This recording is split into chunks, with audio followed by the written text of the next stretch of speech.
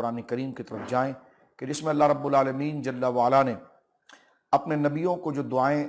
سکھائی ہیں کہ جن کلمات کے ساتھ وہ اللہ رب العالمین جل وعلا سے ہم کلام ہوں، یا اللہ رب العالمین جل وعلا سے وہ ہم کلام ہوئے اور انہوں نے اللہ رب العالمین جل وعلا کی بارگاہ میں جو کلمات ذکر کیے وہ اللہ کو پسند آئے، اور وہ پسندیدگی ایسی تھی کہ اللہ رب العالمین نے پھر ہزاروں سال بعد خاتم النبیین صلی اللہ علیہ وسلم کے سینے مبارکہ پر اپنی آخری کتاب میں اس کو نازل کیا۔ آج حضرت سلیمان علیہ السلام کی دعا کی طرف ہم اپنی توجہ کرنا چاہیں گے اور اس سے آداب کو سیکھنا چاہیں گے کہ حضرت سلیمان علیہ نبینا علیہ السلام جو حضرت داؤد علیہ نبینا علیہ السلام کے شہزادے ہیں، آپ کے صاحبزادے ہیں، اور اللہ رب العالمین جل وعلا کے جلیل القدر نبی ہیں، اور حضرت موسیٰ علیہ السلام کی اولاد میں آپ کا شمار ہوتا ہے۔ آپ کی دعا سورۃ النمل کے اندر موجود ہے کہ آپ نے کہا وقال ربی اوزعنی ان اشکر نعمتک التی انعمت علی وعلی والدی وان اعمل صالحا ترضاہ وادخلنی برحمتک فی عبادک الصالحین۔ آپ نے عرض کی کہ اے میرے رب مجھے توفیق دے کہ میں شکر کروں، میں شکر ادا کروں تیرے احسان کا۔ ربی اوزعنی ان اشکر نعمتک، میں شکر کروں، اے اللہ مجھے تو توفیق دے کہ میں شکر ادا کروں تیری نعمتوں کا، التی انعمت علی، ان احسانوں کا اور ان بھلائیوں کا، ان نعمتوں کا جو تو نے مجھ پر کیا ہے، وعلی والدی، اور جو میرے ماں باپ پر تو نے کی ہے، وان اعمل صالحا ترضاہ، اور یہ کہ میں ایسے اچھے کام کروں اس کی بھی توفیق دے جس کو تو پسند کرتا ہو، ایسے اچھے عمل کرنے کی مجھے توفیق دے، ایسے اچھے کام کرنے کی مجھے توفیق اور مجھ پر احسان فرما کہ جس سے تو راضی ہوتا ہو، وادخلنی برحمتک فی عبادک الصالحین، اور مجھے اپنی رحمت سے اپنے ان بندوں میں شامل کر جو تیرے قرب خاص کے اندر مولا کریم موجود ہیں۔ یعنی تین چیزیں آپ نے اللہ رب العالمین سے اپنی دعا میں مانگی۔ ایک، اللہ سے اس بات کی توفیق طلب کی کہ یا اللہ تو مجھے توفیق دے کہ میں جو تو نے نعمتیں اور احسان مجھ پر فرمایا ہے وہ احسان کے عوض میں تیری بارگاہ میں شکر ادا کر سکوں، اور جو تو نے احسان میرے ماں باپ پر کیا ہے تو یا اللہ مجھے تو توفیق دے کہ جو احسان تو نے مجھ پر کیا، میرے ماں باپ پر کیا، میں اس کا شکر تیری بارگاہ میں ادا کروں۔ اور دوسری چیز آپ نے یہ طلب فرمائی کہ یا اللہ مجھے جب تک میں زندہ ہوں تو مجھے یہ توفیق دے اور مجھے یہ صلاحیت دے کہ میں ہر وہ نیک کام کروں جس سے تو راضی ہوتا ہو، اور یا اللہ تو اپنے فضل سے مجھے اپنی رحمت میں کے ذریعے ان نیک بندوں کے اندر شمار فرما جو تیرے مقربین ہیں۔ یہ دعا سراسر تعلیم بھی ہے، یعنی ہمارے لیے کہ اللہ رب العالمین سے ہم یہی دعا کریں کہ یا اللہ ہمیں تو توفیق دے کہ ہم تیرا شکر ادا کریں۔ یا اللہ ہم شکر ادا کرتے ہیں تیرے ان احسانات کا، تیری اس مہربانی کا کہ جو تو نے ہمیں عطا فرمایا، ہمارے ماں باپ کو عطا فرمایا، ہمارے بچوں کو عطا فرمایا، اور یا اللہ تو ہمیں جب تک ہم زندہ رہیں تو ایسے کاموں کی توفیق دے اور ایسے نیک کام کرنا ہم پر آسان کر دے، ایسے ذرائع ہم پر کشادہ کر دے،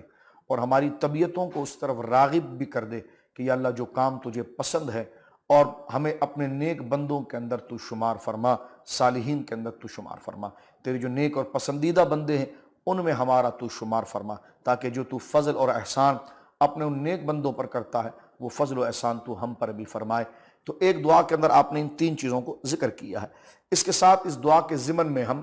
چند باتیں ذکر کرنا چاہتے ہیں۔ حضرت سلیمان علیہ السلام کا ذکر سورہ نمل کے اندر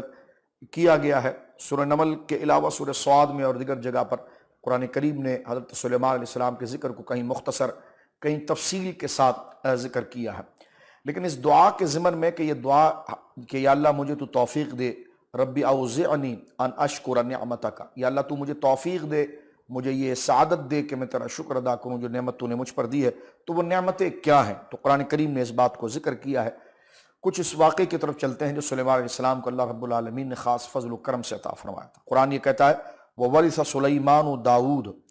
ہم نے سلیمان علیہ السلام کو داؤد علیہ السلام کا جانشین بنایا، ہم نے سلیمان علیہ السلام کو داؤد علیہ السلام کا وارث بنایا۔ اب دیکھیں نا، حضرت داؤد علیہ السلام کے 19 بیٹے تھے، اور یہاں پر قرآن یہ کہتا ہے وَوَرِثَ سُلَيْمَانُ داؤد، ہم نے سلیمان علیہ السلام کو داؤد علیہ السلام کا وارث بنایا۔ یہاں سے وارث سے مراد مال نہیں ہے، کیونکہ انبیاء کرام اپنے بعد اپنے مال اور اپنی جائیداد کا کسی کو وارث نہیں چھوڑتے، بلکہ وہ وارث جو چھوڑتے ہیں وہ اپنے علم و فضل کا چھوڑتے ہیں۔ تو یہاں پر جو وراثت کا لفظ ہے تو اس کو کہیں اور مارنے کی طرف پھیرا نہ جائے کہ دیکھو انبیاء کرام کی وراثت ہوتی ہے، لہٰذا اس میں ان کی بھی وراثت ہے تو ان کی بھی وراثت ہے تو ان کی وراثت ہے۔ تو اتنی دور کی کوڑی لانے کی ضرورت نہیں ہے۔ حضرت سلیمان علیہ السلام کے اگر 19 بیٹے ہیں تو قرآن کو یہ کہنا چاہیے کہ ہم نے 19 کے 19 کو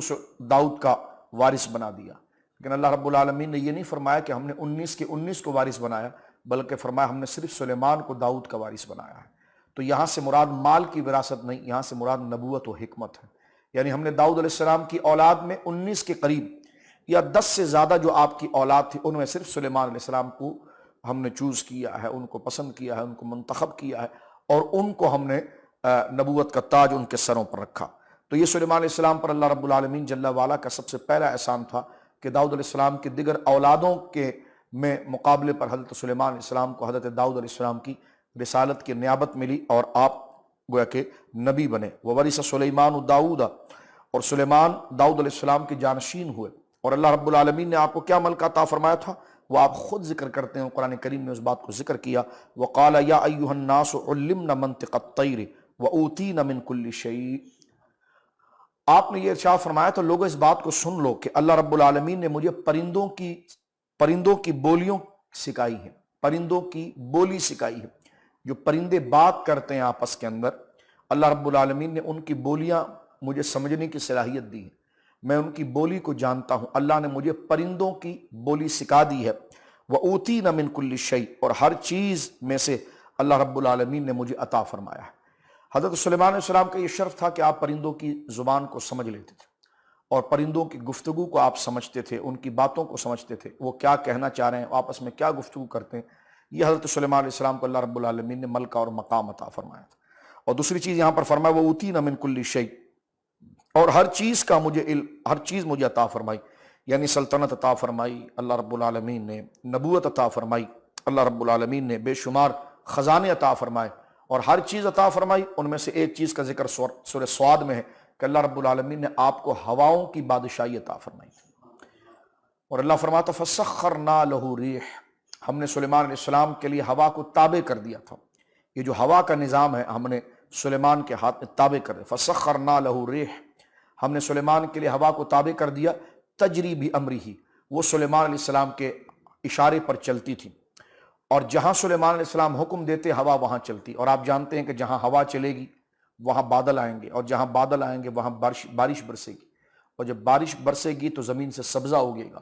اور زمین سے سبزہ ہوگے گا لوگوں کی زیست اور زندگی کے اسباب اور ساما، اور ان کی زندگی سامنے آئے گی۔ یوں سمجھ لی کہ ساری کائنات کا نظام اللہ رب العالمین جل وعلا نے حضرت سلیمان کو اپنے فضل سے عطا فرمایا کہ آپ کے حکم سے، کیونکہ قرآن نہیں کہتا فَسَخَّرْنَا لَهُ، ہم نے تابع کیا ہے الرِّيحَ، ہوا کو، تجری بِأَمْرِهِ، تجری وہ ہوا چلتی تھی، بِأَمْرِهِ حکم سے، ہی سلیمان کے، سلیمان علیہ السلام کے حکم سے وہ ہوا چلتی تھی۔ اور اللہ رب العالمین نے آپ کی مرضی کو اور آپ کی بادشاہی کو اور آپ کے غیر معمولی اختیارات کو اور طاقت کو اتنی وسعت، اتنا پھیلاوا اور اتنا کمال عطا فرمایا تھا کہ حضرت سلیمان علیہ السلام کے بارے میں اللہ خود کہتا ہے کہ ہم نے جب ان کو یہ دے دیا تھا تو ہم نے یہ کہہ دیا کہ ھذا عطاؤنا، یہ ہماری تم پر سلیمان خاص عطا ہے، اور یہ خاص ہمارا عطیہ ہے، یہ ہماری طرف سے عطا ہے تم پر۔ فمن او امسک بغیر حساب، فمن او امسک، آپ کا دل چاہے کہ اس جگہ پر زیادہ ہوا چلا دوں، راحت ہو جائے، زندگی ہو جائے، فمن، آپ چاہیں کسی پر احسان کرتے ہوئے، مہربانی کرتے ہوئے اس ہوا کا رخ اس طرف کر دیں، او امسک، یا کسی کو ناپسند کریں آپ تو ہوا کو روک دیں اس سے، بغیر حساب، ہم آپ سے اس بارے میں کوئی باز پوچھ نہیں کریں گے، اور ہم اس میں آپ سے کوئی پوچھ گچھ نہیں کریں گے، ہم آپ سے اس میں کوئی حساب نہیں لیں گے، بلکہ یہ معاملات ہم نے آپ کو عطا فرمایا۔ مفسرین نے یہاں پر لکھا ہے کہ یہاں پر جو اللہ رب العالمین نے سلیمان علیہ السلام کی اتنی بڑی بادشاہی کہ جو ہوا کو آپ کے تابع کیا گیا، قرآن نے یہاں پر ذکر کیا وَأُوتِينَ مِن كُلِّ شَيْءٍ، اور اللہ نے مجھے ہر شے عطا فرمائی، یعنی اکثر چیزیں عطا فرمائی، اکثر چیزوں میں اللہ نے مجھے زمین آسمان کے خزانے عطا فرمائے، اور اللہ نے مجھے ایسی لازوال سلطنت عطا فرمائی کہ اس دور میں ایسی سلطنت کسی کے پاس، بلکہ اس کے بعد بھی ایسی سلطنت جو ہے وہ کسی بادشاہ کو نہ مل سکی کہ جو حضرت سلیمان علیہ السلام کو اللہ رب العالمین نے سلطنت عطا فرمائی تھی۔ اور سلطنت میں آپ کو نبوت بھی حاصل ہے، اور آپ کو بادشاہی بھی حاصل ہے، جناتوں پر قبضہ بھی حاصل ہے، پرندوں کی زبانیں بھی آپ جانتے ہیں، آپ کا تخت فضا کے اندر اڑتا ہے اور زبردست طاقت سے اللہ نے آپ کو نوازا، آپ کے خزانے بھرے ہوئے ہیں اور آپ کو کسی کے پیسے کی اور مال کی اور خزانے کی کوئی حاجت ہی سرے سے نہیں ہے۔ اور اس میں پھر کمال یہ کہ فرمایا کہ ہم نے ہوا کو آپ کے تابع کر دیا ہے اور نظام ہوا آپ کے تابع ہیں، اور جہاں آپ کہیں گے سلیمان ہوا وہاں پر چلے گی۔ اور فرما ھذا عطاؤنا، اور یہ کوئی ایسی چیز نہیں ہے، یہ ہم نے آپ کو عطا کی ہے، یہ ہم نے آپ کو دیا ہے، عطا کر دیا ہے۔ فمن او امسک بغیر حساب، آپ کسی پر احسان کرتے ہوئے زیادہ عطا فرما دیں اور کسی پر نہ کرتے ہوئے روک دیں۔ ہم نے آپ کو خزانچی نہیں بنایا، ہم نے آپ کو منشی نہیں بنایا، ہم نے آپ کو کسی بات کا ایڈمنسٹریٹر محض نہیں بنایا کہ آپ سے پھر ہم بعد میں حساب لیں کہ آپ نے کیا کیا کیا نہیں کیا، بلکہ ہم نے آپ کو مالک و مختار بنایا ہے کہ آپ اس کام میں بالکل مالک و مختار ہیں اور آپ کو مکمل اختیار ہے کہ آپ ان تمام معاملات کو کریں۔ اور یقیناً سلیمان علیہ السلام وہی معاملات کریں گے کہ جو اللہ رب العالمین کو پسند ہے۔ لیکن یہاں سے دیکھیے کہ اللہ رب العالمین نے انبیاء کرام کے لیے جو لوگ تانا بونتے ہیں اور لوگوں کے ذہنوں کو خراب کرتے ہیں کہ جناب جس کا نام محمد و علی ہو وہ تو کسی چیز کا کوئی مختار نہیں، انہیں نہ کوئی اختیار ہے، نہ ان کے پاس کوئی طاقت ہے، نہ ان کی کوئی صلاحیت ہے، ان تمام فرسودہ اور گویا کہ گندی باتوں کا یہاں پر رد ہو جاتا ہے۔ انبیاء کرام مجبور و محض نہیں ہوتے، ہاں وہ یقیناً محتاج اپنے اللہ کی بارگاہ میں ضرور ہوتے ہیں، وہ اللہ رب العالمین کے در کے سائل ضرور ہوتے ہیں، ان کو تمام کمالات اللہ رب العالمین عطا فرماتا ہے، لیکن خلق کے اندر اللہ رب العالمین انہیں کسی کا محتاج نہیں کرتا۔ اور اللہ رب العالمین جیسی صلاحیت انبیاء کو عطا فرماتا ہے اپنی مخلوق میں ایسی صلاحیت کسی کو نہیں عطا فرماتا۔ اور جب یہ کہا جاتا ہے نا محترم ناظرین کہ نبی پاک صلی اللہ علیہ وسلم مختار ہیں، نبی کریم علیہ السلام اختیار رکھتے ہیں، تو وہ اختیار اللہ رب العالمین پر نہیں ہے، یہ خواہ مخواہ جبر کی بات ہوتی ہے، اللہ پر نہیں۔ جو آپ کا دائرہ رسالت ہے اس میں اللہ رب العالمین جل وعلا آپ کو آپ کی امتیوں پر اور مخلوق پر آپ کے ارادے اور آپ کی مرضی کو اتنا پسند فرماتا ہے کہ آپ کسی شے کے ہونے کی چاہت یا ارادہ فرماتے ہیں تو اللہ رب العالمین اس کام کو آپ کے ارادے پر کر دیتا ہے۔ اور عربی زبان میں ارادے مرضی ہی کو اختیار کہا جاتا ہے، آپ چاہے اختیار کہیں چاہے ارادہ کہیں، یہ اردو زبان میں چاہت کہیں۔ بعض لوگ مختار کل کا نام سن کر ڈر جاتے ہیں، اختیار کا نام سن کر ڈر جاتے ہیں، تو اختیار کا معنی ان کا ارادہ ہی ہے۔ جس طرح میں اور آپ کسی کام کو کرنا چاہتے ہیں تو وہ کام کو تو اللہ کرتا ہے لیکن اس کے ہونے کا ارادہ میں اور آپ کرتے ہیں۔ مثلا میں مسجد آنا چاہ رہا ہوں تو آنے کی طاقت اور اس فعل کو اس کام کو اللہ پیدا کرتا ہے، لیکن وہ میرے ارادے پر پیدا ہو گیا کیونکہ میں نے چاہا تھا کہ میں مسجد آؤں، تو مجھے ثواب بھی اس لیے ملا ہے کہ ارادہ اس میں میرا تھا۔ اگر ارادہ میرا نہیں ہوتا اور کلیتاً ایک طرف سے اللہ رب العالمین کا یہ فعل ہوتا تو پھر کسی کو نہ جہنم میں ڈالنا چاہیے نہ کسی کو جنت میں ڈالنا چاہیے، کیونکہ جب بندے کی مرضی نہیں ہے تو اس کو سزا کیوں دی جا رہی ہے؟ جب اس کا کوئی دخل ہی نہیں ہے تو اس کو پھر ثواب کیوں دیا جا رہا ہے؟ تو لہٰذا فعل کا خالق اللہ رب العالمین ہے، اور بدی جہنم میں لے جانا یا جنت میں جانا، اس کا نیکی اور بدی کا ہونا جو ہے وہ اس کے اپنے ارادے پر ہوتا ہے، اور ارادہ وہ اس کا منشا ہوتا ہے۔ ارادہ کہیں، منشا کہیں، چاہت کہیں، آرزو کہیں یا اختیار کہیں، یہ تمام گویا کہ مترادف ایک ہی معنی ہے۔ اس نے یہ چاہا، وہ چیز مختار تھا کہ یہ ایسا ہو جائے، وہ ہو گیا۔ لہٰذا میں اور آپ جتنی طاقت اور بساط رکھتے ہیں ہم اسی دائرے کے اندر کسی کام کا ارادہ کر سکتے ہیں، کسی کام کا اختیار کر سکتے ہیں، لیکن جو چیز ہمارے دائرے اور اختیار سے باہر ہے ہم اس کا ارادہ نہیں کر سکتے، نہ وہ فعل گویا کہ قائم ہوتا ہے۔ مثلا ایک آدمی 10 کلو وزن اٹھا سکتا ہے اور اس کے زیادہ اس کی طاقت ہی نہیں ہے، وہ یہ ارادہ کرے کہ میں 1000 کا وزن اٹھا لوں گا تو یقیناً یہ اس کا ارادہ ہو ہی نہیں سکتا، اس لیے کہ جناب جس چیز کا وہ ارادہ کر رہا ہے وہ اس کے دائرے سے باہر ہے۔ لیکن اگر کوئی پہلوان یہ بات کا ارادہ کرے کہ میں جناب 100 کلو اٹھا دوں گا تو اس کے ارادے پر اللہ رب العالمین اس فعل کو تخلیق کر دیتا ہے اور وہ اس کام کو کر گزرتا ہے۔ اسی طرح انبیاء کرام اور غیر نبی کے بارے میں فرق ہے کہ ہمارے لیے اسباب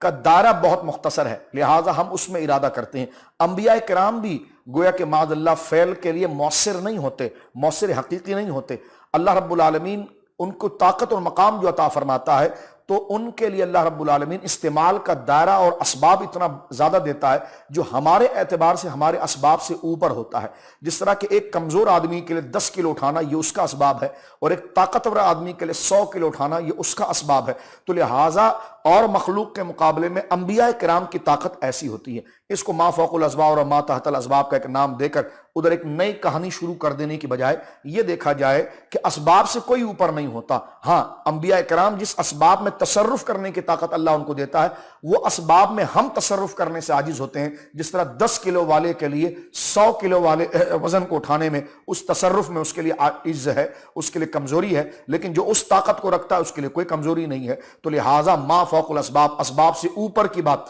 اسباب کے اوپر کی بات کے کیا سوال ہے؟ جیسی ان کی طاقت اور بساط ہے اللہ نے طاقت عطا فرمائی. اب آئیے نا ذرا آپ ہوا کو تابع کر کے دکھائیے. آپ اپنے گھر کو تابع نہیں کر سکتے, آپ اپنے بیوی بچوں کو تابع نہیں کر سکتے, تو آپ ہوا کو کیا کریں گے؟ لیکن آپ دیکھیے اگر ہمارے نزدیک ہوا کا نظام تابع کرنا یہ ہمارے اسباب سے اوپر کی بات ہے. ہمارے نزدیک ایسے اسباب نہیں ہیں کہ ہم ایسا کام کریں. انبیاء کرام کو اللہ رب العالمین نے یہ شان و جلالت عطا فرمایا تو اس کو ما فوق الاسباب نہیں کہا جائے گا, بلکہ ان کی طاقت اور بساط کے اعتبار سے جو اسباب ہیں ان میں ان کو تصرف عطا فرمایا گیا ہے. یعنی ما فوق الاسباب کا یہ مطلب نہیں کہ وہ مؤثر حقیقی ہو گئے, معاذ اللہ. مؤثر حقیقی تو اللہ رب العالمین جل والا ہے, اور خود اللہ ان کو کہاں ان کو یہ اختیارات ملتے ہیں کہ وہ ہمارے سے زیادہ طاقت. تو میں نے کہا یہ قرآن آپ کے سامنے پڑھ رہے ہیں, آپ غور نہیں کر رہے ہیں. اللہ نے جب ہوا کو تابع کیا تو فرمایا ھذا عطاؤنا, یہ ہم نے آپ کو عطا کر دیا ہے.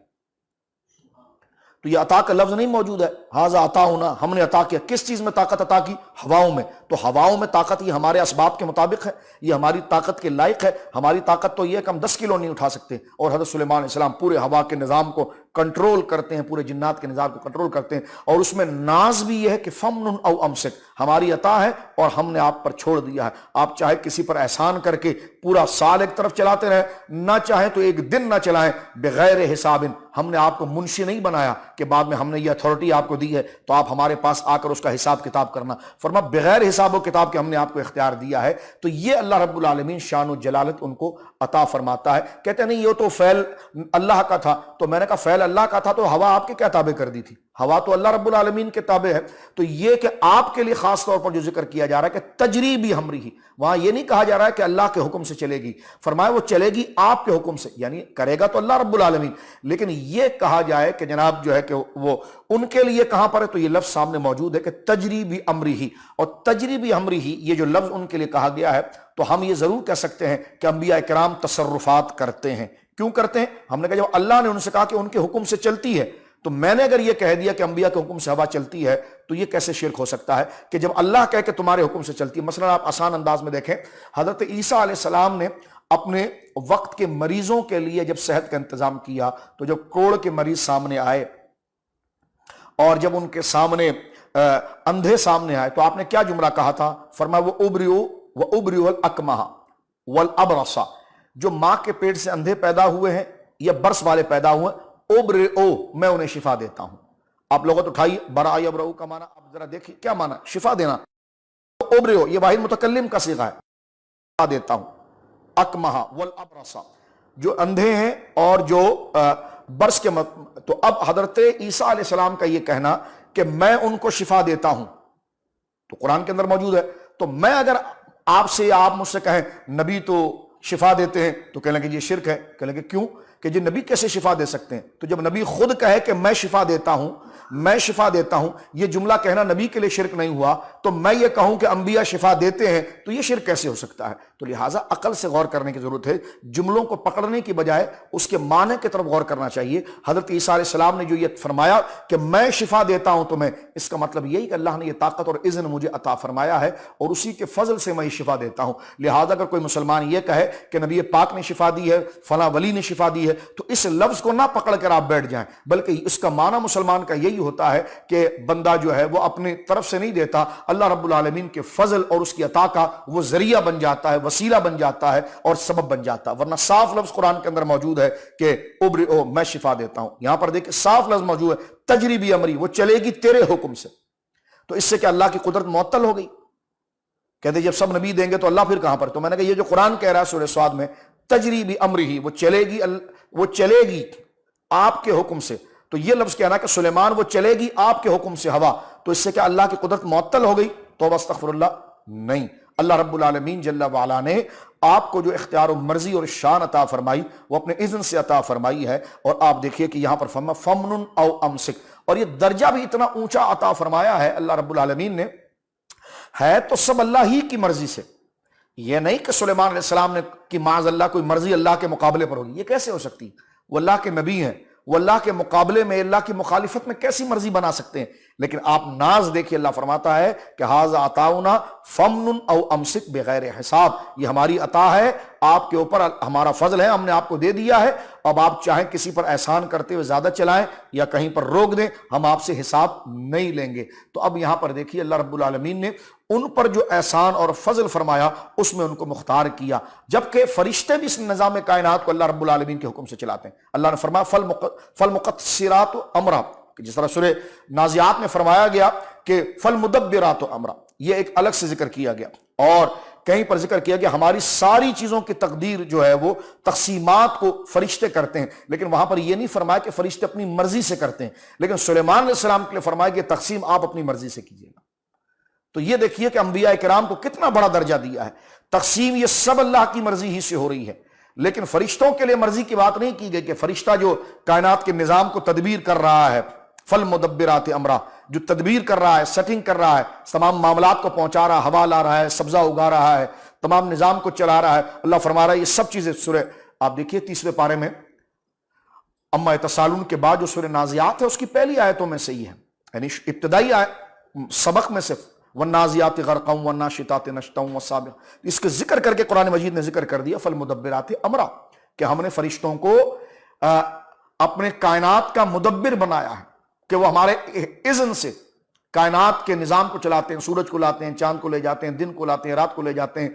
موت کو وہی قبضہ کرتے ہیں، جناب لوگوں کے اندر حیات کو منتقل کر، سب اللہ کے اذن سے ہوتا ہے۔ اب سلیمان علیہ السلام نے بھی یہی کیا، لیکن دونوں میں فرق آپ دیکھیے کہ ان کو اللہ نے یہ نہیں کہا کہ یہ اپنی مرضی سے کر رہے ہوتے ہیں، لیکن یہاں پر ناز کے جملے آپ دیکھیے سلیمان علیہ السلام کے لیے فرمایا ھذا عطاؤنا، عطا بھی ہماری ہے، فمنن او امسک بغیر حساب، اختیار بھی ایسا دے دیا ہے کہ آپ کچھ بھی کرتے رہیں ہم آپ سے حساب نہیں لیں گے۔ قرآن کا یہ لفظ جو ہے کہ اس پر خاص توجہ کی ضرورت ہے کہ ھذا عطاؤنا فمنن او امسک بغیر حساب، یہ ہماری عطا ہے، آپ چاہیں اپنی مرضی سے کسی پر احسان کرتے ہوئے سارا سال چلا دیں، اور نہ پسند آئے تو ایک دن بھی وہاں ایک جھونکا نہ بھیجیں، بغیر حساب، کوئی حساب نہیں لوں گا،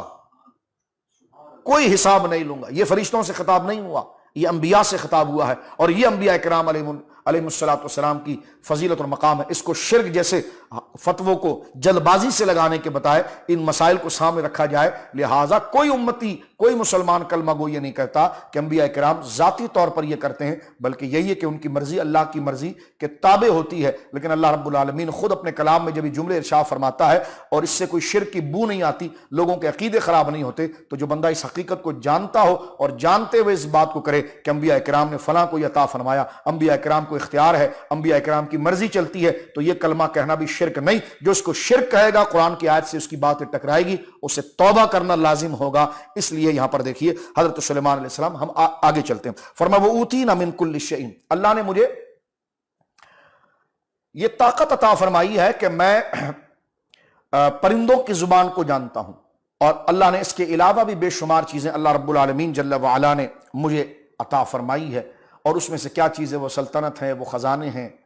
اور وہ انعامات ہیں، اور ان کی وہ ترقیاں ہیں، وہ تمام مجھے عطا فرمائے ہیں۔ یہاں پر علماء نے اس بات کو ذکر کیا ہے کہ دیکھیے اللہ رب العالمین نے حضرت سلیمان کو یہ چیزیں عطا فرمائی ہے، لیکن اللہ رب العالمین جل وعلا نے اس کی طرح کے کمالات ہمارے نبی کریم علیہ السلام کو اس سے اعلیٰ درجے میں عطا فرمائے۔ سرکار دو عالم صلی اللہ علیہ وسلم کا یہ ارشاد مبارک جو بخاری شریف مسلم شریف میں موجود ہے، سرکار علیہ السلام فرما رہے تھے کہ میں کل رات مسجد میں نماز پڑھ رہا تھا تو ایک جن میرے پاس آیا اور وہ شرارت کرنے لگا، میرا جی چاہتا تھا کہ میں اس کو پکڑ کر، اس کی گردن پکڑ کر اس مسجد کے ستون کے ساتھ اس کو باندھ دوں، اور اس کو باندھ دوں تاکہ کل مدینہ شریف کے جو ہے وہ چھوٹے چھوٹے بچے اس کے ساتھ کھیلے۔ لیکن میرے بھائی سلیمان کی مجھے دعا یاد آ گئی۔ سلیمان نے کہا تھا یا اللہ یہ سلطنت جو تو مجھے دے رہا ہے نا تو کسی اور کو نہ دینا، تو حضور علیہ السلام نے فرمایا اس دعا کی وجہ سے میں نے اس کو چھوڑ دیا۔ یعنی یہاں پر دیکھیں لحاظ ہے، لیکن سرکار دو عالم صلی اللہ علیہ وسلم کا تصرفات جو حضور نے یہاں پر ذکر فرمائے کہ وہ جن آ کر نماز میں شرارت کرنے کی کوشش کر رہا تھا، تو میں نے چاہا، حضور فرماتے ہیں نبی مکرم صلی اللہ علیہ وسلم، کہ میں نے چاہا کہ اس کو پکڑ کر میں فلاں ستون کے ساتھ باندھ دوں اور مدینے کے بچے، اور اس کو اس قدر اس سے میں ذلیل کر دوں، اور اس قدر اس کو میں اس کو اپنے تابع اور مسخر کر دوں اور اس قدر اس کو نرم کر دوں کہ بچے اس کو کھلونا سمجھ کر اس سے کھیل رہے ہوں. یعنی مجھے اختیار اس پر ایسا ہے کہ میں اس کو ایسا نرم کر کے باندھ دوں کہ جناب کل بچے اس کے ساتھ کھیلیں اور بچوں کو بھی کوئی ڈر نہ لگے جیسے کوئی بس ایک مٹی کا کھلونا ہے اور ہم اس کے ساتھ کھیل رہے ہیں یا کوئی جانور ہے اس کے ساتھ کھیل رہے ہیں. لیکن حضور فرمایا نہیں، مجھے میرے بھائی سلیمان کی دعا یہ یاد آ گئی تھی کہ یا اللہ جو سلطنت تو نے مجھے ان چیزوں پر عطا فرمائی ہے یہ کسی اور کو نہ دینا. تو سرکار علیہ السلام نے فرمایا کہ میں نے اپنے بھائی کے کہنے پر اس کو، بھائی کی دعا کی وجہ سے میں نے اس کو چھوڑ دیا. سرکار دو عالم صلی اللہ علیہ وسلم ارشاد فرماتے ہیں کہ اوتیت خزائن الارض، اوتیت مفاتح خزائن الارض، اللہ رب العالمین نے زمین کے خزانوں کی کنجیاں عطا فرمائی مجھے. اور یہ بھی ارشاد فرمایا کہ اللہ نے آسمان اور زمین کے خزانوں کی کنجیاں عطا فرمائی. احادیث کے اندر موجود ہے. کہتے ہیں کنجیاں عطا فرمائی. میں نے کہا کنجیاں جس کے پاس ہو وہ کھول کے اگر نہ نکال سکے تو کنجیوں کا کیا مطلب ہوتا ہے؟ اب آپ دیکھیں نا، قرآن نے کہا کہ وَعِندَهُ مَفَاتِحُ الْغَيْبِ لَا يَعْلَمُهَا إِلَّا هُوَ، غیب کی کنجیاں اللہ کے پاس ہیں اور اس کے سوا کوئی نہیں جانتا. تو اس کے معنی کیا ہے؟ کنجی کا معنی ہے کہ اختیار ہے. کنجی کا معنی ہے اختیار ہے کہ وہ تمام چیزیں اللہ رب العالمین کے سامنے مستحضر ہے اور اس کی ملکیت میں ہے. تو کنجی کا معنی کہ میرے پاس تو ان چیزوں کی، آپ اردو میں محاورے میں کہتے ہیں مجھے فلاں چیز آپ کر سکتے ہیں، اس کی تو چابی میرے پاس ہے. یعنی اس کا مطلب وہ چیز آپ کے اختیار میں ہے اور آپ کی مرضی میں ہے. تو سرکار علیہ الصلوۃ والسلام نے جو ارشاد فرمایا کہ زمین اور آسمان کی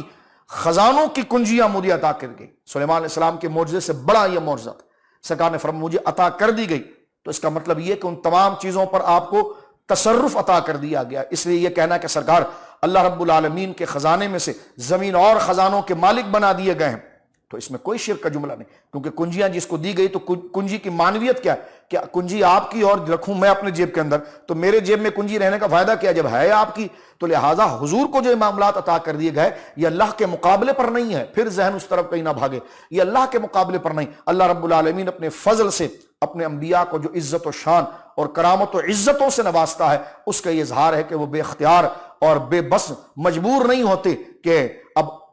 ان کے لیے جملہ کہا جائے کہ وہ تو بے بس ہوتے ہیں اور بے اختیار ہوتے ہیں. جس کا نام علی ہو یا جس کا نام محمد ہو صلی اللہ علیہ وسلم رضی اللہ عنہ، وہ کسی چیز کے مختار نہیں. ایسے گندے جملے اور ایسے ہلکے جملے مومنین کی زبان پر نہیں آیا کرتے جب ان کے سامنے قرآن کریم کا یہ پورا نقشہ، ان کے احکام اور انبیاء کرام کی یہ ساری شانیں ان کے سامنے ہوتی. فرمایا وہ اوتینا من کل شیء. آپ کو دیکھیے سلیمان علیہ السلام کو اللہ رب العالمین نے پرندوں کے بولنے کی ان کی جو بولیاں ہیں وہ سکھائی. ہمارے نبی کریم علیہ الصلوۃ والسلام کو دیکھیں اللہ رب العالمین جل وعلا نے جانوروں کی بولیاں آپ کو سکھائی، پرندوں کی بولیاں آپ کو سکھائی. ہرن کا واقعہ وہ کتنا مشہور صحیح حدیث کے اندر موجود ہے کہ جب سرکار علیہ الصلوۃ والسلام نے دیکھا کہ ایک ہرنی کو ایک شکاری نے باقاعدہ طور پر جو ہے کہ وہ اس نے قید کر لیا ہے اور وہ ہرنی کے پاس حضور گئے تو سرکار علیہ الصلوۃ والسلام فرمایا کہ اس کو تو چھوڑ دے. اس نے کہا چھوڑ دوں گا تو یہ بھاگ جائے گی. فرمایا یہ بھاگے گی نہیں، یہ لوٹ کر آئے گی. یہ مجھ سے کہہ رہی ہے کہ فلاں گھاٹی میں میرا ایک بچہ ہے اور وہ میرے دودھ پر پلتا ہے، اس ظالم سے کہو کہ مجھے چھوڑ دے تو میں وعدہ کرتی ہوں کہ میں جاؤں گی اور میں اسے دودھ پلا کر دوبارہ واپس آؤں گی اور میں واپس دوبارہ آ جاؤں گی. سرکار علیہ السلام فرمایا اس کو چھوڑ دے. اس نے چھوڑ دیا. وہ ہرنی گئی اور وہ واپس جب لوٹ کر آئی اس نے کہا کہ یہ زبانیں آپ کو اللہ نے عطا فرمائی ہے، تو وہ شخص دار اسلام میں داخل ہو گیا. ایسے بے شمار معجزات سرکار دو عالم صلی اللہ علیہ وسلم کے موجود ہے. امام سیوطی علیہ رحمت نے خصائص، اب اس پر ڈینگے مارتے ہوئے مسلمان ہو کر کہ جی یہ روایت ضعیف ہے، تو میں نے کہا البانی جیسے شخص کی ہمیں حاجت ہی نہیں ہے، کیونکہ سرکار علیہ الصلوۃ والسلام کے اختیار اور معاملات کے لیے یہ چیزیں بعید نہیں. اللہ رب العالمین نے شان عطا فرماتا ہے. کیوں کھسیانہ بلی کھمبا نوچے والی مثال جب سرکار کی عظمت و شان والی روایت آتی ہے تو روایت پر ٹوٹ پڑتے ہیں، راویوں کو ضعیف بنانے کے چکر کے اندر یا معاملات میں سارے اصولوں کو بھول جاتے ہیں. حالانکہ معجزات کے ثبوت کے لیے جو شرائط ہیں، جو شان مصطفیٰ کے ثبوت کے جو شرائط ہیں وہ واضح ہو جاتے ہیں، لیکن یہ بغض کی طرف لے جاتا ہے. تو آپ کو مجھ سے اختلاف ہے، میرے اختلاف کی بنا پر آپ اللہ کے رسول صلی اللہ علیہ وسلم کی شانوں پر آپ جو ہے کہ وہ ایک تانا جڑتے ہیں اور ایک پورا سازش کرتے ہیں. یہ رویہ مسلمانوں کا کبھی نہیں ہوتا. یہ تو یہود کا رہا ہے کہ جو ان کی شانوں کو چھپاتے تھے، جو ان کی شانوں کے سامنے گویا کہ کانٹے بچھاتے تھے یا اس میں عیب تلاش کرتے تھے یا اس میں شک کو پھیلاتے تھے. یہ باتیں مناظروں کے لیے نہیں، مباحثوں کے لیے نہیں، اپنے چند مولویوں کو بچانے کے چکر میں حضور علیہ الصلوۃ والسلام کے معجزات اور عظمتوں کو معاذ اللہ پس پشت پھینک دینا، توبہ استغفر اللہ، یہ مسلمان کا کبھی طریقہ نہیں ہو سکتا. سرکار دو عالم صلی اللہ علیہ وسلم کے پاس دیکھیے حدیث میں موجود ہے، انشاءاللہ کل کا درس رہا ضمناً ہم دیکھتے ہیں تو چند احادیث آپ کے سامنے، یہ ضمناً بات آئی تو چند نص کے ساتھ آپ کے سامنے ہم پیش کرنے کا شرف حاصل کریں گے کہ حضور علیہ الصلوۃ والسلام کے پاس ایک اونٹ آیا، اور وہ اتنے دوڑتے ہوئے آئے۔ ظاہر سی بات ہے اونٹ کا دوڑ کر آنا، اس کا ایک انداز بڑا خطرناک ہوتا ہے، اور اس کی چیخ و پکار آپ دیکھتے ہیں کہ جب قربانی کے دنوں کے اندر جب ہم اونٹ کو ذبح کرتے ہیں تو اس کی چیخ کتنی سخت ہوتی ہے، اس کی آواز کتنی سخت ہوتی ہے، کتنے درد سے وہ چیختا ہے۔ تو لہٰذا اس طرح حضور علیہ الصلوۃ والسلام کے پاس آ کر وہ چیخنے لگا اور وہ چلانے لگا۔ سرکار علیہ الصلوۃ والسلام نے سیدنا فاروق اعظم اور دوسرے صحابہ سے کہا کہ تمہیں پتہ ہے یہ کیا کہہ رہا ہے؟ انہوں نے کہا حضور ہمیں تو شور کی آواز آ رہی ہے، ہمیں تو نہیں پتہ یہ کیا بات کر رہا ہے۔ سرکار نے فرمایا یہ کہہ رہا ہے کہ رات کے وقت جو ہے وہ میرا مالک جو تھا وہ اپنے بیٹے سے کہہ رہا تھا کہ یہ اب جو ہے نا بوڑھا ہو گیا ہے، اب اس کے بچے کو رہنے دو اور اس کو ذبح کرو، اس لیے کہ یہ کھاتا بہت ہے، کام کچھ نہیں کرتا، اب اس کے تمام معاملات گویا کہ بیکار ہو گئے ہیں۔ تو وہ وہاں سے رسی توڑ کر اور اپنی جان چھڑا کر سرکار علیہ الصلوۃ والسلام کے پاس آیا۔ سرکار نے اس کے مالک کو بلایا اور مالک کو بلا کر کہا کہ رات کو یہ باتیں ہوئی تھی۔ اس نے کہا یہ بات آپ کو کس نے بتائی؟ فرمایا آپ کا جانور بتا رہا ہے۔ تو وہ بھی دار اسلام کے اندر شامل ہو گیا۔ اب آپ دیکھیں سرکار علیہ الصلوۃ والسلام جانوروں کی بولیاں جانتے ہیں، اور میں یہ پوچھنا چاہتا ہوں، مجھے بتائیے جو میرے امام نے کہا کہ سب طبیبوں نے دے دیا ہے جواب، آہ عیسیٰ اگر دوا نہ کرے، وہ جانور تھا، وہ رسی توڑ کے کہیں جنگل میں بھاگتا اور اپنی جان بچاتا، وہ حضور علیہ الصلوۃ والسلام کے آستانہ مبارکہ پر کیوں آیا؟ اسے پتا ہے کہ جب اس قسم کی مشکلات سر پر آ جائے تو بندہ اللہ کے نبی ہی کی بارگاہ میں اللہ کی رحمت کو پانے جاتا ہے، اور ہر مخلوق جو ہے وہ اللہ کے نبی ہی کی بارگاہ میں اللہ کی رحمت کو پانے جاتی ہے۔ تو وہ اونٹ دیکھیں کہیں بھاگنے کے بجائے وہ سرکار علیہ الصلوۃ والسلام کے پاس آیا۔ اس کو کس نے پتا دیا تھا؟ جب محبت ہوتی ہے اور ایمان ہوتا ہے تو پتا خود پڑ جاتا ہے۔ یا رسول اللہ انظر حالنا کے الفاظ پر بالکل سیخ پا اور گویا کہ تڑپ جانے کے بجائے اس کا جو صحیح پہلو ہے، اس کا جو صحیح رخ ہے، اس کی طرف اگر توجہ کی جائے تو میں سمجھتا ہوں کہ جناب اس قسم کی فرقہ واریت اور دھاندلی کا سد باب خود ہو جاتا ہے۔ اب آپ دیکھیں احادیث کے اندر سرکار حضرت سیدنا سلیمان علیہ السلام کا یہ کہنا کہ علمنا منطق الطیر، اللہ رب العالمین نے تعلیم دی ہے اور سکھائی ہے مجھے پرندوں کی بولیاں، اللہ رب العالمین جل وعلا نے سکھائی۔ وَأُوتِينَ مِن كُلِّ شَيْءٍ، اور ہر چیز مجھے اللہ رب العالمین جل وعلا نے عطا فرمائی۔ سرکار کو کیا عطا ہوا؟ فرمایا اِنَّا أَعْطَيْنَاكَ الْكَوْثَرَ۔ قرآن کریم میں یہ لفظ موجود ہے، آیت موجود ہے پورے سورہ کوثر کی۔ کوثر کا معنی اگر آپ دیکھیں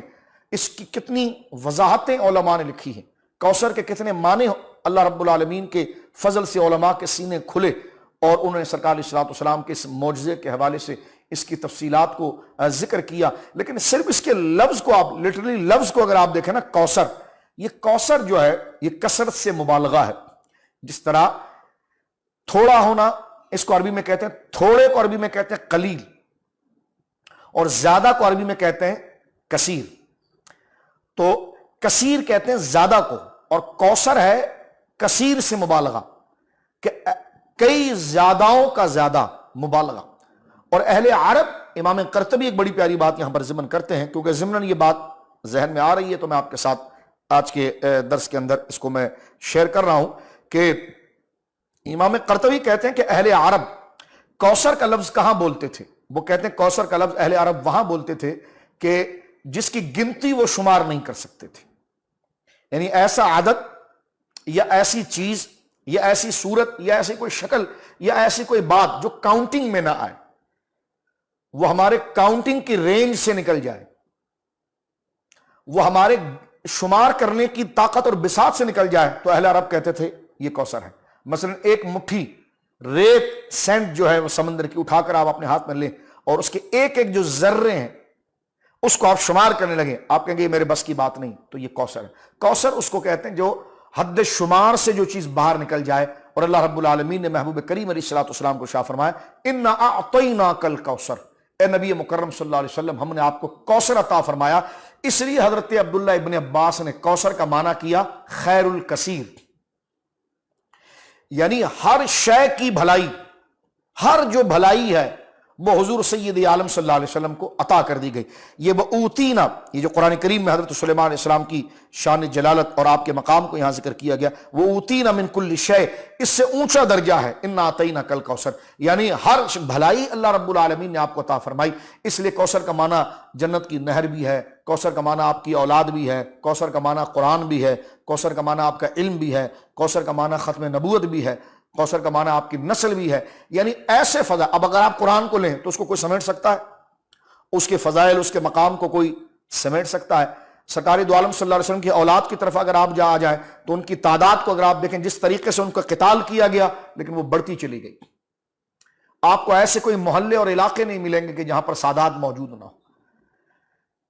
یعنی اب آپ دیکھیں جو قتال کرنے والے تھے ان کی نسلیں ختم ہو گئی، وہ نظر نہیں آتے، لیکن ایسا کوئی محلہ بتائیے، ایسا کوئی علاقہ بتائیے، ملک تو چھوڑیے، محلہ چھوڑیے، گلی آپ بتائیے جس میں کوئی سید صاحب رہنے والے نہ ہوتے ہوں. تو گویا کہ اللہ رب العالمین یہ کثرت و فراوانی آپ کی اولاد میں عطا فرمائی، آپ کے علم میں عطا فرمائی. اس لیے حضرت سیدنا عبداللہ ابن عباس رضی اللہ تعالیٰ عنہما نے ذکر کیا، فرمایا الکوثر هو الخیر الکثیر. کوثر کا معنی ہے خیر کثیر، یعنی ہر قسم کی کثرت اللہ نے آپ کو عطا فرمائی. یہاں پر سلیمان علیہ السلام کا یہ معجزہ جو اب آپ دیکھیں، سلیمان علیہ السلام نے کیا دعا کی تھی. آپ نے ان تمام شانوں کے پاس جو آپ کو جانوروں کی بولیاں سکھائی گئیں، آپ کو جنات پر حکومت دی گئی، آپ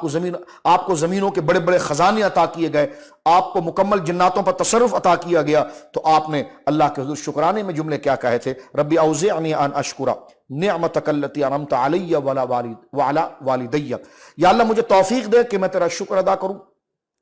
تیرے احسانوں کا جو احسان تو نے مجھ پر کیا ہے ان نعمتوں کے ساتھ، اور جو تو نے احسان میرے ماں باپ پر کیا ہے، وان اعمل صالحا ترضاہ، شکر کے ساتھ ساتھ مجھے ایسے کام کرنے کی بھی توفیق دے جس سے تو راضی ہو جاتا ہے. اب آپ دیکھیں یہ شکر کا یعنی اللہ کے انعام کا عوض ہے. تو اللہ رب العالمین نے جب اپنے محبوب کریم علیہ الصلوۃ والسلام کو فرمایا نا انا اعطیناک الکوثر، محبوب ہم نے آپ کو وہ نعمت عطا فرمائی ہے جس کو انسان شمار کرنے سے باہر ہے، انسان اس کو شمار نہیں کر سکتا. تو اب کیا کریں آپ؟ فصلی لربک، اب آپ شکرانے میں اپنے رب کی نماز ادا کریں، ونحر، اور اس کی راہ میں قربانی دیں آپ. یعنی یہ نعمت کے ملنے پر جو یہ سلیمان علیہ السلام نے بھی اس نعمت پر اللہ رب العالمین کا شکر کیا اور اعمال صالحہ کی دعا طلب کی. تو محترم ناظرین، اس میں میرے اور آپ کے لیے اس فضائل میں یہ درس موجود ہے کہ جب اللہ نعمتیں عطا کرے تو پھر ہمیں لازم یہ ہے کہ جو اس کی عبادت کا وقت ہے اس کو خدا نہ خواستہ معاذ اللہ ضائع نہ کیا جائے. اس نعمت کو باقی، آپ لکھ لیجئے، نعمتیں جب تک باقی رہیں گی جب اس کی عبادت اور نمازوں کا خیال رکھا جائے گا. جس وقت وہ شخص جسے اللہ رب العالمین نے عزت، مقام، علم، فضل، شہرت سب عطا فرما، یعنی پاؤں میں جوتے نہیں اس کے، اور اس کو اللہ نے اتنا عروج دے دیا ہے اور وہ عروج کو باقی رکھنا چاہتا ہے، تو وہ نماز کا لحاظ کرے، وہ نماز کا لحاظ کرے، نماز کی پابندی کریں، اللہ کی خاص عبادات. اور جو اللہ رب العالمین نے سخت ناراض جانا ہے ان کو، وہ تمام چیزوں کو وہ چھوڑ دے. اور یہ آپ دیکھیں کہ جیسے ہی وہ ان نعمتوں کو ملنے کے بعد نمازوں میں سستی کرے گا، اس کے لیے بڑی مشقتیں خود بخود کھڑی ہونا شروع، اختلافات اس کے لیے کھڑے ہو جائیں گے، لوگ اس کے گریبانوں تک آ جائیں گے، اس کی عزتوں کو تار تار کر دیں گے، اس کے لیے معاملات ہو جائیں گے. لیکن پھر اگر وہ توبہ کر کے اس طرف آتا ہے، اللہ رب العالمین جل وعلا اس کو بحال کر دیتا ہے. یہ اولیاء کے تجربات ہیں،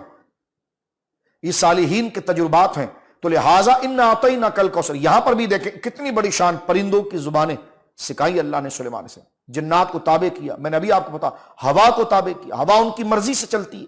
کیا کیا شان اللہ رب العالمین عطا فرمائی. تو آگے سے ہاتھ جوڑ کر کہتے ہیں یا اللہ میں تیرا شکر ادا کرتا ہوں جو تو نے مجھ پر کیا، میرے ماں باپ پر کیا، اب ایسے عمل کی توفیق دے دے جس سے تو راضی ہو جاتا ہے.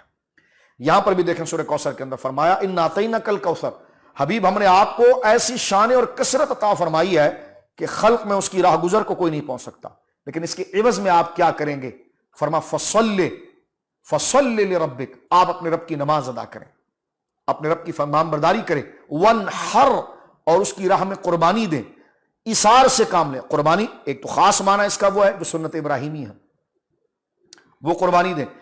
ایک ایک شکرانے کے طور پر جو اللہ نے آپ کو مال اور دیگر چیزیں دی ہے اس کا ایثار کریں، لوگوں میں اس کی تقسیم کو جانی رہے. دو کام اللہ کرے گا کہ جب آپ کو اللہ انعام دے گا، اللہ اکبر، اور اللہ شان دے گا، اور آپ اللہ کے اس احسان پر نماز کی پابندی رکھیں گے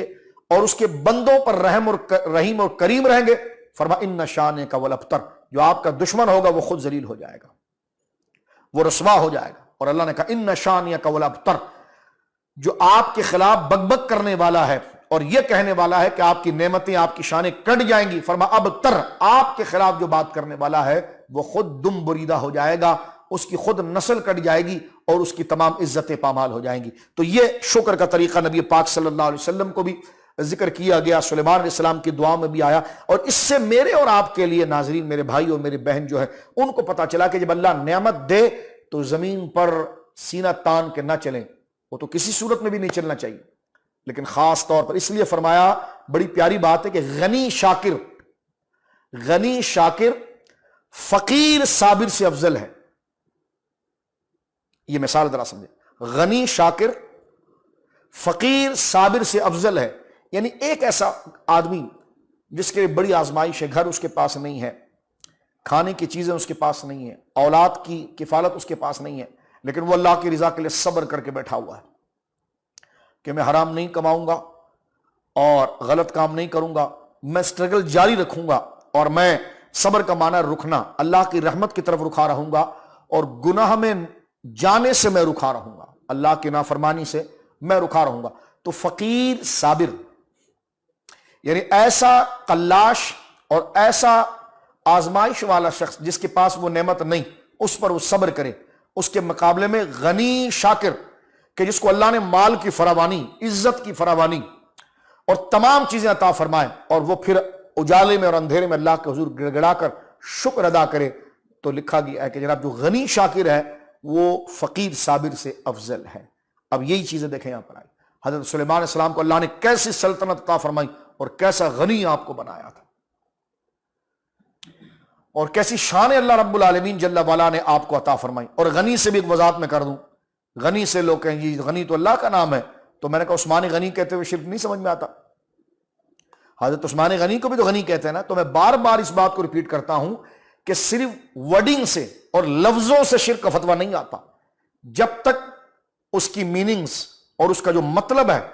اور اس کا جو سیاق و سباق ہے جیسے اللہ کے لیے ہے، اگر ویسے ہی رکھا جا رہا ہے تو شرک ہے، لیکن ایسا نہیں ہے، اللہ کی عطا سے، اللہ کے فضل سے، اور ان پر اللہ کی عطا مانی جا رہی ہے کہ جن کو اللہ دے رہا ہے، تو یہ عقیدہ شرک نہیں ہے۔ اس کو شرک کہنا بہت بڑے گناہ کو اپنے سر پر لینا ہے، اسی بات کو یہاں پر ذکر کیا گیا۔ تو شکر کی بات یہاں پر اللہ رب العالمین جل وعلا نے ذکر فرمائی ہے کہ انا اعطیناک الکوثر فصلی لربک وانحر ان شانئک هو الابتر۔ فرمایا وأوتینا من کل شیء، اللہ رب العالمین نے مجھے اس کے علاوہ اکثر چیزوں پر فضیلت عطا فرمائی۔ ہمارے نبی مکرم صلی اللہ علیہ وسلم کو دیکھیے، حضرت سلیمان علیہ السلام کو اللہ نے عطا فرمایا، ہمارے نبی کریم علیہ السلام کو اللہ نے درختوں پر، پتھروں پر، صحراؤں پر، اب آپ دیکھیے ایک لمبا سلسلہ معجزات کا موجود ہے کہ سرکار علیہ السلام کو اللہ رب العالمین نے ان کی بولیاں بھی عطا فرمائی اور وہ آپ کے حکم کے تابع تھے۔ پتھر جس طرح کے مولا مرتضیٰ رضی اللہ تعالیٰ عنہ کہتے ہیں، جامع ترمذی شریف کی حدیث ہے، مسلم شریف میں بھی روایت موجود ہے کہ ہم سرکار علیہ السلام کے اعلان نبوت سے پہلے مکہ کی کسی گھاٹی سے گزرتے تھے تو ہر پتھر سجدے میں جھک جاتا تھا اور آپ کو سلام پیش کرتا تھا۔ سرکار دو عالم خود فرماتے ہیں علیہ السلام، میں مکہ کے اندر اس پتھر کو جانتا ہوں، اس پتھر کو جانتا ہوں، پتھر کو جانتا ہوں کہ جب میں اس کے قریب سے گزرتا تھا تو وہ مجھے سلام کرتا تھا، اور سلام کے جملے دوسرے عزیز حدیث کے اندر موجود ہے، الصلاۃ والسلام علیک یا رسول اللہ، اس قسم کے جملے وہ اس کو اللہ زبان عطا فرماتا، اور وہ زبان دیکھنا علمنا، جو حضرت سیدنا سلیمان کہہ رہے ہیں کہ علمنا منطق الطیر، اللہ نے مجھے پرندوں کی بولیاں سکھائی ہے، میرے نبی کو اللہ نے درختوں کی بولیاں بھی سکھائی، پتھروں کی بولیاں بھی سکھائی، جانوروں کی بولیاں بھی سکھائی، وہ ایسے جو مردار یعنی مر چکے ہوں، مردہ ہو چکے ہوں، ان کی بھی بولیاں اللہ رب العالمین نے نبی مکرم صلی اللہ علیہ وسلم کو سکھائی۔ اس میں کوئی عصبیت نہیں، ہر نبی نبوت میں برابر ہے، لیکن تلک الرسول فضلنا بعضهم علی بعض، نبوت میں سب نبی برابر ہے لیکن فضیلت اور درجے میں ایک سے بڑھ کر ایک ہیں۔ فرمایا کہ منہم من کلم اللہ ورفع بعضهم درجات، فرمایا تلک الرسول فضلنا بعضهم علی بعض، ہم نے بعض رسولوں کو بعض رسولوں پر فضیلت عطا فرمائی ہے۔ سلیمان علیہ السلام کی یہ فضیلت ہے اور ہمارے آقا کی یہ فضیلت ہے، جس کو امام اہل سنت نے کہا کہ خلق سے اولیاء، اولیاء سے رسول، اور رسولوں کا آقا ہمارا نبی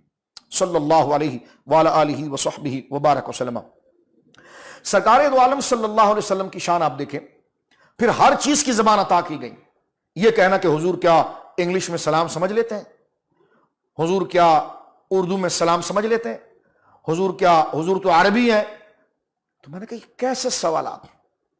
اگر یہ سیکھنے کے حوالے سے تو اس پر بات ہو سکتی ہے،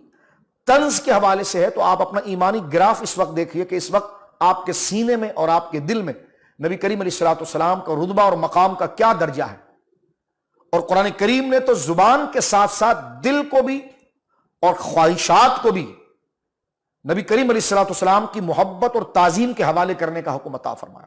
فرمایا اللہ رب العالمین فلا وربک لا یؤمنون حتی یحکموک فیما شجر بینہم ثم لا یجدوا فی انفسہم حرجا مما قضیت ویسلموا تسلیما. نبی کے کیے ہوئے فیصلے پر، اب یہ فیصلے کے ساتھ ساتھ تمام عموم کی بات بھی اس میں آ جائے، نبی کی تمام شانوں کے سامنے جہاں تم زبان سے اس کا اقرار کر رہے ہو تو تمہاری طبیعتیں اس کے خلاف نہ جا رہی ہو، وہ یسلموا تسلیما، تم مکمل ادھر سلنڈر کر جاؤ گے، مکمل تابع ہو جاؤ گے، اور مکمل تابع ہونے کے ساتھ یہی جملہ کہا جائے گا کہ سب سے اولا اور اعلیٰ ہمارا نبی صلی اللہ علیہ وعلی آلہ وصحبہ وبارک وسلم. آخر میں ایک بات مزید یہاں پر عرض کر دوں کہ سرکار دو عالم صلی اللہ علیہ وسلم کے معجزات میں آپ دیکھیں استوانہ حنانہ، یہ کتنا بڑا معجزہ تقریباً احادیث کی کتابوں کے اندر موجود ہے. حضرت سلیمان علیہ السلام کو اللہ نے پرندوں کی بولیاں عطا فرمائی، جنات کو ان کے تابع کر دیا، زمین کے خزانے ان کو عطا فرمائے. یہ اللہ کے نبی کی شانیں ہیں، لیکن اللہ رب العالمین اپنے محبوب کو زمین و آسمان کے خزانے عطا فرمائے. اللہ رب العالمین جل وعلا نے ہر شے کو آپ کے تابع کیا، جس طرح میں نے حدیث مسلم شریف کی آپ کے سامنے ابھی پڑھی ہے. اور شان جلالت یہ ہے کہ سرکار علیہ السلام محترم ناظرین جس وقت نبی کریم علیہ الصلوۃ والسلام مدینہ منورہ تشریف لائے تو آپ نے مسجد نبوی شریف کی تعمیر فرمائی، اور تعمیر کے دوران سرکار علیہ الصلوۃ والسلام مسجد جب بن گئی لوگوں کو درس اور خطبہ دیتے ہوئے سرکار علیہ الصلوۃ والسلام قیام کی حالت میں خطبہ دیتے تھے. اور اس وقت حضور علیہ الصلوۃ والسلام کی عمر شریف، کیونکہ 40 سال کی عمر شریف میں سرکار نے اعلان نبوت فرمایا اور 13 سال وہاں گزارے، تو 53 ایئرز کی عمر میں، 53 سال کی عمر میں حضور علیہ الصلوۃ والسلام نے ہجرت فرمائی. تو اس عمر میں سرکار علیہ الصلوۃ والسلام مسجد کے وسط میں، جس کو ہم محراب کی جگہ کہتے ہیں، وہاں پر کھڑے ہو کر آپ خطبہ عطا فرماتے. تو طویل وقت سرکار کا قیام کے اندر گزرتا تھا. تو ایک خاتون جن کا بیٹا بڑھئی تھا، کارپینٹر تھا، اس نے اپنے بیٹے سے کہا، تو اس نے ایک کارپینٹر تھا اور اس نے ایک ممبر بنا کر سرکار علیہ الصلوۃ والسلام کے لیے رکھا. لیکن ممبر بنانے سے پہلے حدیث کی کتابوں کے اندر یہ آتا ہے، بخاری شریف میں موجود ہے، مسلم شریف میں موجود ہے، کہ سرکار دو عالم صلی اللہ علیہ وسلم کھڑے ہو کر جب خطبہ دیتے تھے تو کسی صحابی نے وہاں پر ایک، جس کو آپ لاک کہتے ہیں، یعنی ایک درخت کا کٹا ہوا ٹکڑا، کھجور کے درخت کا کٹا ہوا ٹکڑا جو اس کے مڈل سے کٹا ہوا تھا، اس کو لا کر مسجد میں رکھ دیا گیا، اور سرکار علیہ الصلوۃ والسلام اس پر پوزیشن لیتے، یعنی اس کے پاس کھڑے ہو کر سرکار خطاب فرماتے. تو ایک خاتون نے اپنے بیٹے سے کہا کہ جس کا بیٹا کارپینٹر تھا کہ تم جو ہے کہ وہ ایک ممبر بناؤ، چیئر کی صورت میں سرکار اس پر بیٹھ بھی سکیں، کیونکہ ابھی بھی کھڑے ہیں، سہارا تو حضور لے رہے ہیں، سپورٹ لے رہے ہیں، لیکن ایک ایسی چیئر بن جائے کہ جس پر حضور علیہ الصلوۃ والسلام بیٹھ کر خطبہ دے سکیں. وہ جب لا کر رکھی گئی تو صحابہ کرام رضوان اللہ اجمعین کہتے ہیں کہ جب سرکار علیہ الصلوۃ والسلام نے اس تنے کو، اس کھجور کے تنے کو، جو لکڑی کا ٹکڑا تھا کھجور سے کٹا ہوا، اس کو جب اپنے سے دور کیا اور سرکار علیہ السلام ممبر پر بیٹھے تو صحابہ کرام نے کہا کہ ہم نے باقاعدہ اس سے رونے کی آواز سنی. اور صحیح احادیث بخاری میں ہو، مسند دارمی کے اندر تو تقریباً انہوں نے جمع فرمائی ہے کہ آواز اس لکڑی کے ٹکڑے میں سے آنے لگی، سسکیاں، جس طرح کہ کوئی روتا ہے. صحابہ کرام نے یہاں تک کہا کہ پوری مسجد میں اس کی آواز گونج رہی تھی. اب وہ لکڑی کا تنا، وہ درخت کب کٹا ہوگا محترم ناظرین، کٹنے کے بعد اس کی لکڑی کہاں پڑی ہوگی، اس میں کون سی جان اور حیات اور زندگی ہے، اس کو لا کر رکھا گیا. لیکن جب حضور علیہ الصلوۃ والسلام نے اس پر ہاتھ رکھا تو اللہ رب العالمین نے اس میں حیات و زندگی ایسی پیدا فرما دی، حضور سے محبت ایسے پیدا فرما دی. جب حضور نے اس کو ہٹایا اور اس کرسی پر باقاعدہ اس ممبر پر بیٹھنے کا سرکار علیہ الصلوۃ والسلام نے اہتمام کیا تو وہ کھجور کا تنا جو تھا وہ رونے لگا. اور حدیث کی کتابوں کے اندر آتا ہے کہ وہ کیسے روتا تھا، تو صحابہ نے اس کی فیلنگ کو بیان کیا، فرمایا جیسے اونٹنی، جیسے شی کیمل، اونٹنی کا اگر بچہ کھو جائے تو اونٹنی اس کی تلاش میں جو چیخیں مار کے روکتی ہے، صحابہ کہتے ہیں ایسی آواز اس کی آنے لگی. اور کہتے ہیں اس کی آواز اتنی غمناک تھی اور اتنی غمزدہ آواز میں وہ بات کر رہا تھا کہ ہمیں خود رونا آنے لگا. سرکار علیہ الصلوۃ والسلام آگے بڑھے اور حضور علیہ الصلوۃ والسلام نے اس تنے کو اپنے سینے سے لگایا اور حضور نے اس سے بات کی اور بات کر کے فرمایا رونا نہیں، میں ایسا کرتا ہوں کہ تجھے جنت میں لگا دیتا ہوں. اور جنت میں تجھے لگا دیا جائے تو تو بہت بڑا درخت بن جائے گا. جب تو بہت بڑا درخت بن جائے گا تیرے میں پھل لگیں گے, اور جب تیرے میں پھل لگ جائیں گے تو انبیاء صالحین تیرے پھل کو کھائیں گے. تو سرکار فرماتے وہ راضی ہو گیا. راضی ہونے کے بعد سرکار صلی اللہ علیہ وسلم کے ممبر کے پاس اسے دفن کر دیا گیا. اب آپ دیکھیے کہ حضرت سلیمان علیہ السلام کو اللہ رب العالمین نے پرندوں کی بولیاں سکھائیں. نبی کریم علیہ الصلوۃ والسلام کو اللہ رب العالمین نے کیسی کیسی بولیاں عطا فرمائیں, کیسے مقام عطا فرمائے, اور کیسی شان جلالت اور عظمت حضور کا عطا فرمائی. یہ نہیں کہ جب اس سے یہ وعدہ ہو گیا, اب حضور نے اس سے بات کی ہے اور اس نے حضور سے کیسے بات کی ہوگی یہ حضور جانتے ہیں. لیکن سرکار علیہ الصلوۃ والسلام فرمایا کہ جیسے اس کے بات کرنے کا سٹائل ہے, ہر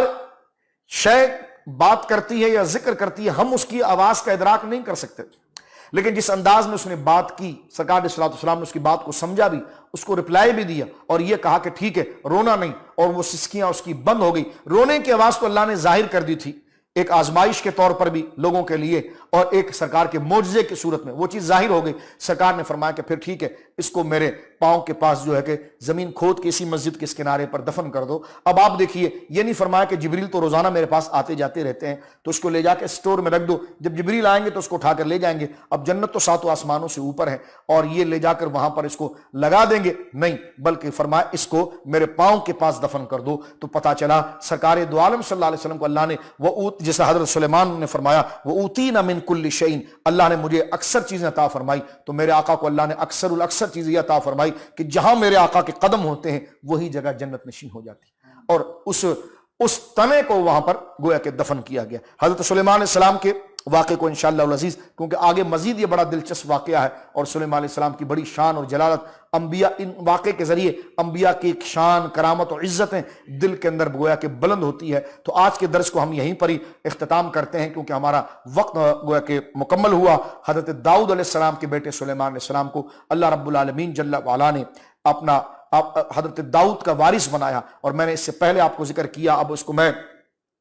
سمیٹتے ورس کرنا چاہتا ہوں. وارث سے مراد یہ نہیں ہے کہ مال کا وارث, ورنہ آپ کے تو 19 بیٹے تھے, اللہ سب کا نام لیتا. یہاں وارث سے مراد ہے کہ نبوت عطا کی گئی, اور اللہ رب العالمین کے پیارے محبوب نے فرمایا, اور حق بھی یہی ہے کہ انبیاء کرام اپنے جانشین مال میں نہیں چھوڑتے, انبیاء کرام اپنے جانشین جائیداد میں نہیں چھوڑتے, اور یہ ان کے شان شان بھی ہے. کل کو کوئی یہ کہے کہ لو آپ کے امتی تو فقیر رہے اور خود تو آپ نے بڑی پراپرٹیاں بنائیں اور پراپرٹی بنا کر آپ نے جو ہے وہ اپنے بچوں کے حوالے کر دی, تو یہ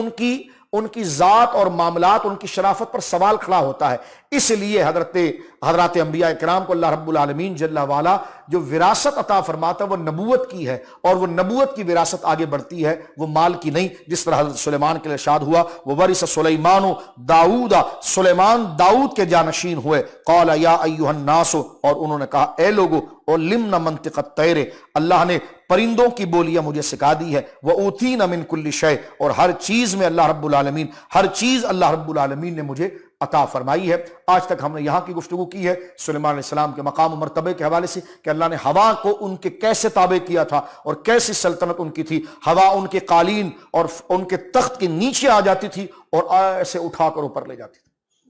اور پھر جو مسافتیں کئی برسوں کی ہوتی تھی تو آپ صبح کا ناشتہ یہاں کرتے تھے, دوپہر کا کھانا وہاں کھاتے تھے, اور دوپہر کا کھانا وہاں, تو شام کا گویا کہ آپ